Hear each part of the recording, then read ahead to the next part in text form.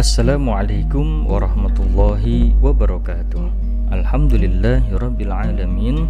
Assalatu wassalamu ala rasulillahi ajma'in. Amma ba'd.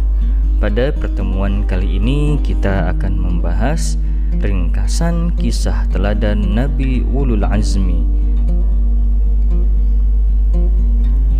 Pengertian: Ulul Azmi adalah gelar kenabian yang diberikan kepada para rasul yang memiliki ketabahan dan kesabaran yang luar biasa dalam menyebarkan ajaran tauhid kepada umatnya. Sifat-sifat utama Nabi Ulul Azmi adalah: yang pertama, memiliki seruan dakwah yang universal dan global, baik untuk manusia dan jin. Kemudian memiliki syariat agama tauhid yang mandiri dan memiliki kitab samawi. Nabi Ulul Azmi yang pertama adalah Nabi Nuh alaihi salam, termasuk Rasul Ulul Azmi yang diantaranya karena kesabarannya dalam berdakwah dan mendapat hinaan dari kaumnya. Nabi Nuh tidak mengenal menyerah, terus-menerus mendakwahi keluarga, kerabat, dan masyarakat umum untuk kembali kepada jalan yang lurus. Hampir 1000 tahun beliau habiskan usianya untuk mengajak kaumnya agar tidak menyembah berhala. Namun, dari buah perjuangan beliau hanya menghasilkan 200 orang pengikutnya. Akhirnya, beliau meminta keputusan kepada Allah Subhanahu wa Ta'ala atas perilaku kaumnya yang zalim. Allah Subhanahu wa Ta'ala memintanya membuat perahu yang besar agar selamat dari gelombang air bah. Air bah menenggelamkan orang-orang zalim tersebut, kecuali Nabi Nuh dan pengikutnya yang beriman. Kisah Nabi Ulul Azmi yang kedua adalah Nabi Ibrahim alaihissalam. Nabi Ibrahim alaihissalam termasuk Rasul Ulul Azmi, diantaranya karena kepatuhan dan kesabaran serta keteguhannya dalam berdakwah. Ia harus berhadapan dengan raja dan masyarakat penyembah berhala, termasuk orang-orang terdekatnya. Bahkan ia harus menerima siksaan yang maha pedih, yaitu dibakar dan diusir dari kampung halamannya. Cobaan lainnya adalah ketika usia beliau sudah lanjut, namun belum juga dikaruniai anak dari istri beliau Sarah. Istri beliau meminta agar beliau menikah dengan Hajar, dan beliau pun memiliki anak yang bernama Ismail alaihissalam. Ujian tidak berhenti menimpa beliau.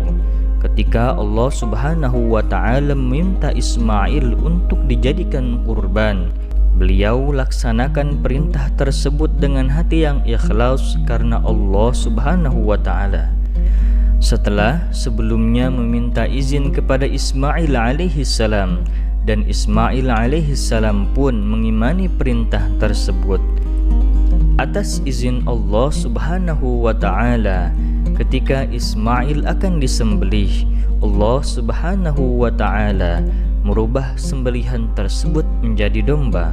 Yang demikian itu menjadi pensyariatan kurban pada hari raya Idul Adha. Adapun Nabi Ulul Azmi yang ketiga adalah Nabi Musa alaihissalam. Nabi Musa juga termasuk Rasul Ulul Azmi. Beliau sabar dalam menghadapi dan mendakwahi Fir'aun dan pengikutnya.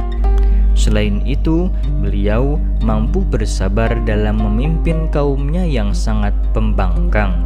Bagaimana tidak, ketika beliau akan menerima wahyu di Bukit Sinai, pengikutnya yang dipimpin Samiri menyeleweng dan menyembah patung anak sapi. Karena begitu membangkangnya mereka, Nabi Harun alaihissalam yang ditugaskan menggantikan peran Nabi Musa alaihissalam tidak sanggup menghalangi niat mereka. Bahkan beliau diancam hendak dibunuh. Adapun kisah Nabi Ulul Azmi yang berikutnya adalah Nabi Isa alaihissalam.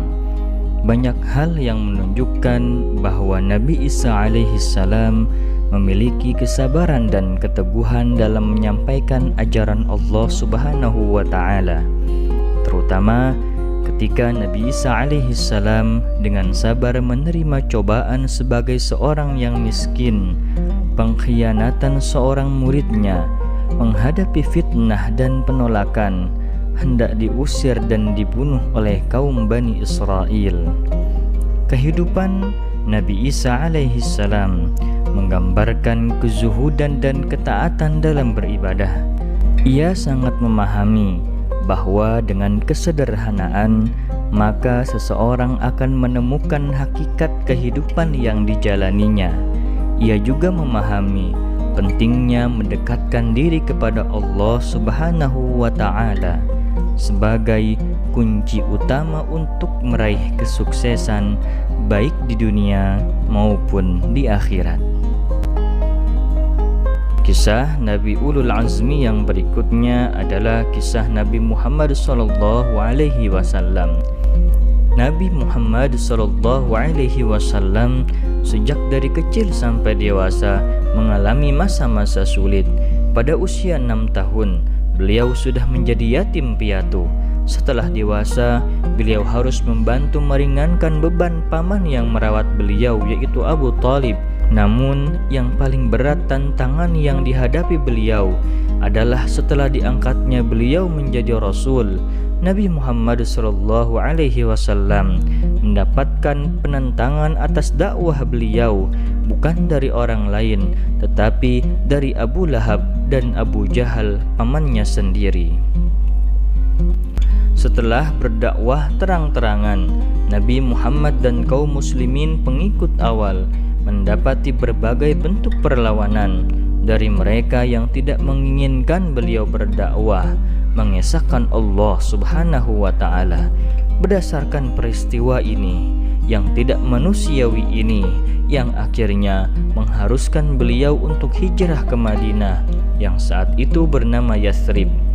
Akhlak dan keagungan Nabi Muhammad sallallahu alaihi wasallam sudah sampai di Yathrib sebelum beliau hijrah. Oleh karenanya, beliau bersama kaum muslimin dari Makkah yang disebut Muhajirin diterima dengan baik oleh penghuni Yathrib yang kemudian disebut Ansar. Di Madinah pula lah Rasulullah sallallahu alaihi wasallam kemudian membangun kekuatan Islam hingga berhasil melakukan Fathu Makkah. Hikmah meneladani Nabi Ulul Azmi. Yang pertama dari hikmah meneladani Nabi Ulul Azmi adalah menjadikan sikap sabar dan tabah sebagai pegangan dalam menjalani kehidupan. Adapun yang kedua adalah menjalankan perintah Allah dengan ikhlas karena mengharap ridha Allah Subhanahu wa Ta'ala semata. Adapun yang ketiga, menjadi orang yang tekun dan tak kenal putus asa dalam berjuang di jalan Allah Subhanahu wa Ta'ala. Sedangkan yang keempat, menjadi orang yang pemaaf dan tidak dendam akan perbuatan buruk yang dilakukan oleh orang lain. Dan yang terakhir adalah dengan meneladani semua sikap Nabi Ulul Azmi akan tercipta masyarakat yang madani.